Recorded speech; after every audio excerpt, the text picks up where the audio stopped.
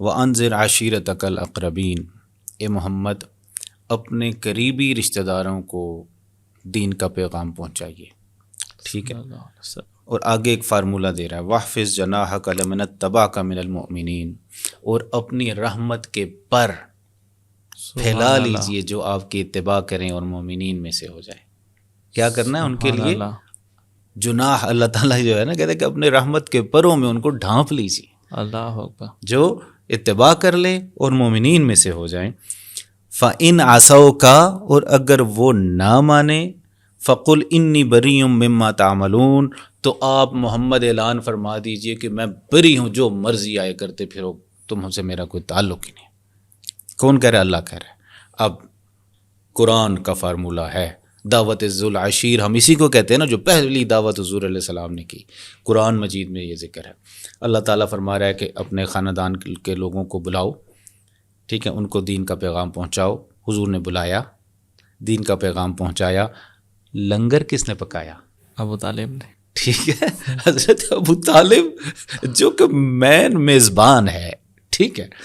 اچھا جی، کس کس نے اعلانیہ کلمہ پڑھا؟ علی نے 10 سال کی عمر میں. ٹھیک ہے، اعلانیہ اس وقت. ٹھیک ہے، آپ کی زوجہ محترمہ وہ تو تھی ہی پہلے. ٹھیک ہے. اب جس نے انکار کیا، اللہ کا قرآن ہے، وہ کہتا ہے ان عصوا کا، اور اگر وہ نہ مانے آپ کی بات کو، آپ کی نصیحت سے انکار کریں تو کیا کرنا ہے؟ فقل انی بری، ان سے تبرہ کرنا ہے، ان سے تعلق توڑنا ہے. مما کانوا، جو مرضی کرتے پھرو، گیٹ آؤٹ، آپ سے کوئی میرا لینا دینا ہی نہیں ہے. اب مجھے بتائیں کہ دعوت ذو العشیر کے بعد جس کو محمد الرسول اللہ نے اپنے سینے سے لگا کے رکھا، یا جس کے سینے سے لگے رہے، تو ماننا پڑے گا کہ اللہ کی حکم کے مطابق وہ مومن تھا. اسی وجہ سے رحمت کے پروں کے اندر تھے وہ لوگ. سبحان اللہ. اور جو ابو جہل جیسے کہ جن کے ساتھ حضور علیہ السلام نے تعلق توڑ دیا، ٹھیک ہے، تو وہ اللہ کا حکم تھا کہ جو نہ مانے ان کو کہہ دو کہ جاؤ جو مرضی کرتے پھر. ختم. آج اس آیت کے بعد اگر کوئی ایمان ابی طالب پہ بات کرے گا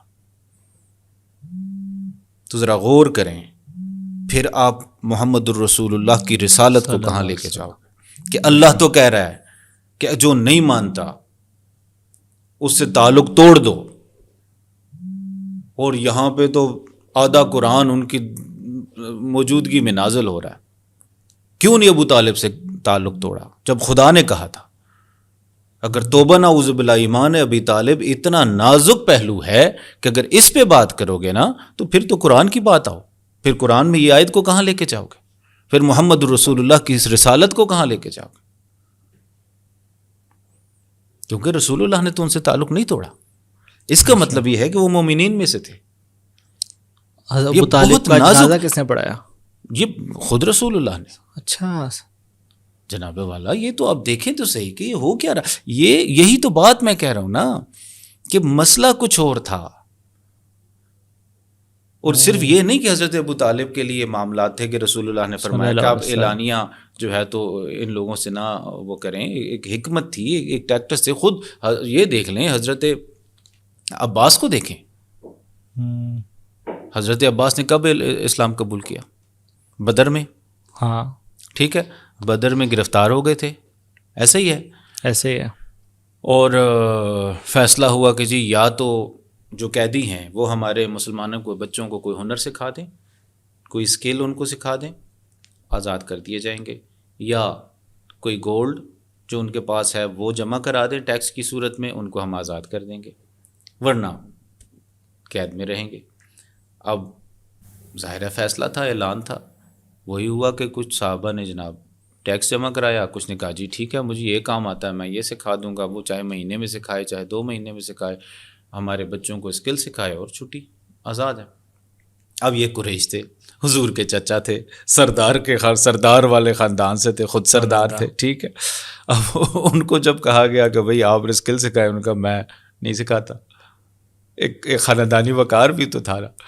پھر کہا کہ جی ٹیکس جمع کر دے، سونا تھوڑا سا جتنا بھی مقدار مقرر تھی، انہوں نے کہا وہ بھی میرے پاس نہیں ہے. صحابہ نے آ کے حضور کو کہا کہ یا رسول اللہ کیا کریں، یہ تو اس طرح فرما رہے ہیں. میں بلائیں ادھر. آئے تو کہا چچا جان جب آپ گھر سے نکل رہے تھے تو آپ نے ام فضل کو اپنی زوجہ کو ایک گولڈ کی بڑی مقدار دی کہ یہ سنبھالے، اگر میں شہید ہو جاتا ہوں تو میرے بچوں کے نان نفقے کے لیے خرچے کے لیے کام آئے گا، تو ہے اس میں سے دے دیں تھوڑا سا، ادھر سونا تو ہے آپ کے پاس، کیوں انکار کریں؟ وہاں پہ انہوں نے ریئلائز کیا کہ یار وہاں پہ تو یا میں تھا یا میری بیوی تھی، اللہ اکبر، دوسرا بندہ تو تھا نہیں. تو اس کا مطلب تم جس خدا کا ذکر کرے وہ خدا جو ہے تو حاضر و ناظر ہے، وہ دیکھ رہا ہے، وہ سن رہا ہے، اور اس نے تمہیں خبر دے دی، اس کا مطلب تمہارا خدا سچا ہے. سبحان اللہ. معجزہ دیکھ کے حضرت عباس نے جو ہے تو ایمان لے آئے اور کلمہ پڑھ لیا. لیکن جو اصل پوائنٹ میں دیکھ رہا ہوں، حضور علیہ السلام نے فرمایا کہ چچا جان آپ ہو گئے، سارا کچھ ٹھیک ہے، لیکن آپ نے اعلان نہیں کرنا، انہی کافروں کے ساتھ جائیں اور ہمیں خبر دیں. اچھا، You are appointed as an intelligence chief in مکہ. اللہ اکبر. سمجھ آئیے کہ آپ نے وہاں پہ جا کے مکہ میں ہمارے لیے انٹیلیجنس کا رول ادا کرنا ہے، کیونکہ ان کو بہت بڑی شکست ہوئی، وہ چپ کر کے تو بیٹھیں گے نہیں، ہاں، انہوں نے بدلہ لینا ہے. کہاں ہضم ہوگی، اتنے بڑے بڑے سردار ان کے مارے گئے، اتنا بڑا نقصان ہو گیا، بہت بڑی انسلٹ ہو گئی ان کی. ٹھیک ہے، وہ باز تو نہیں آنے والے. تو حضرت عباس کو رسول اللہ صلی اللہ علیہ وآلہ وسلم نے فرمایا کہ آپ مسلمان ہو گئے، میں گواہی دیتا ہوں، لیکن آپ نے یہ بات سیکرٹ رکھنی ہے، ان کے ساتھ جائیں. وہ گئے، انہوں نے جو بھی ٹیکس کے حوالے سے بات تھی وہ انہوں نے جمع کروایا، وہاں گئے اور ان کے ساتھ رہتے رہے، ان کی ساری پلاننگ اور ساری چیزیں ان پہ نظر بھی رکھتے رہے اور حضور علیہ السلام کو خبر بھی دیتے رہے. خندق کا دیکھ لیں کیسے خبر پہنچی، خط آیا تھا. یہ تو وہاں پہ تھوڑی سی بات ڈسکلوز ہو گئی کہ جب رسول اللہ کا ادھر مدینہ شریف میں ان کو فتوحات ملیں، باقی اقوام کے ساتھ آپ کے ایگریمنٹس ہوئے اور باقاعدہ ریاست کے طور پہ مدینہ نامینیٹ ہونے لگا، وہ خوش ہوئے، انہوں نے لباس پہنا خوبصورت اور جا کے خانہ کعبہ کا طواف کرنے لگے.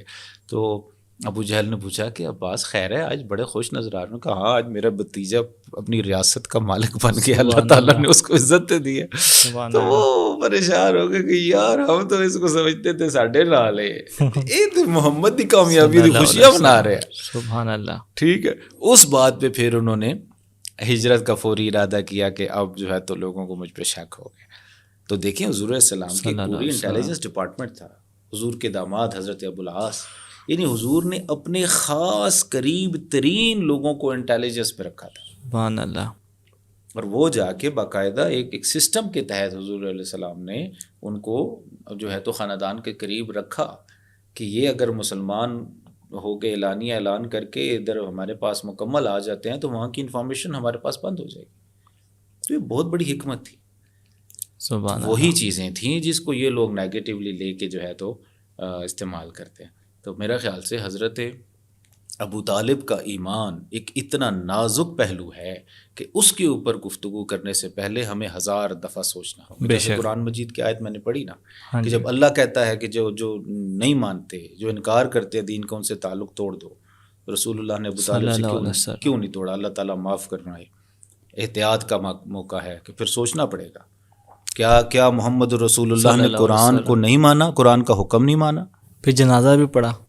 دیکھیں تو اس کا مطلب یہ ہے کہ وہ ایمان والے تھے، تبھی تو ان کا جنازہ پڑا، تبھی تو ان کو اپنے ساتھ رکھا پوری زندگی، تبھی تو ان کے وصال پہ عام الحزن کا اعلان ہو گیا.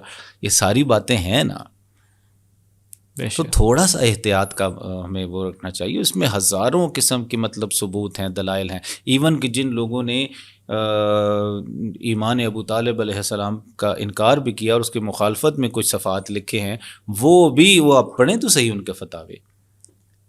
آخر میں وہ یہی بات لکھ رہے ہوتے ہیں کہ جو لوگ ایمان ابی طالب کے قائل ہیں ان کے ایمان پر یا ان سے کوئی کلام نہ کیا جائے. تو بھائی پھر کافر کو کافر نہ ماننے والے فتوے کو کیا کہاں لے کے جاؤ گے؟ تو اس کا مطلب تم خود بھی شک میں ہو. ٹھیک ہے، اگر میں ان کو مسلمان مانتا ہوں تو اتنا بڑا عالم دین، اتنا بڑا عاشق رسول ہو کے بھی وہ آخر میں یہی لکھتا ہے کہ بھائی کسی مسلمان جو کہ ایمان ابی طالب کا قائل ہے اس مسلمان پہ فتویٰ ہم نہیں لگا سکتے کہ وہ حضور کے عشق میں، حضور کے چچا سے پیار میں وہ جو ہے تو ایمان ابی طالب کا قائل ہے. تو اس کا مطلب یہ ہے کہ وہ خود بھی 100% اس مسئلے پہ اتنی سختی سے قائل نہیں تھے. سبحان اللہ. پھر جو ہے تو اسنی المطالب فی نجات ابی طالب، آپ پڑھیں تو صحیح کہ امام زینی دہلان نے اس میں کیا کہا ہے. پھر ہمیں اللہ تعالیٰ نے توفیق عطا فرمائی کہ ایمان ابی طالب پہ 336 سال پرانا کلمی نسخہ میرے فقیر کو اللہ تبارک و تعالیٰ نے توفیق دی کہ وہ ہم نے ڈسکور کیا، اس کا ترجمہ کیا اور اس کے اشاعت کی. سبحان اللہ. حضرت عبد الرسول برزنجی رحمۃ اللہ علیہ نے اس پہ کام کیا تھا. اور امام زینی دہلان جو کہ احمد رضا خان بریلوی کے استاد ہیں، انہوں نے بیسیکلی اپنی کتاب میں ذکر کیا تھا کہ عبد الرسول برزنجی کو پڑھ کے میں قائل ہو گیا کہ حضرت ابو طالب کی شان اور ان کے ایمان کے اوپر کوئی بندہ بات نہ کرے. تو وہاں سے مجھے ہینٹ ملا کہ یار یہ تو عبد الرسول برزنجی رحمۃ اللہ علیہ نے کوئی اس پہ رسالہ لکھا ہے جو ان سے بھی پہلے گزرے ہیں. تو وہ 336 سال تقریباً، بلکہ اس سے زیادہ، اس وقت جب میں نے شائع کروایا تھا آج سے 2021-22 میں، تو اس وقت 336 سال ہو گئے تھے. اب تو ظاہر ہے 3-4 سال اور گزر چکے ہیں. تو وہ انشاءاللہ میں آپ کو ہدیہ دوں گا. کسی کو بھی آپ کے ویورز کو چاہیے ہو تو ایٹ لیسٹ PDF تو سرو کیا جا سکتا ہے. انشاءاللہ. بہت شکریہ سر.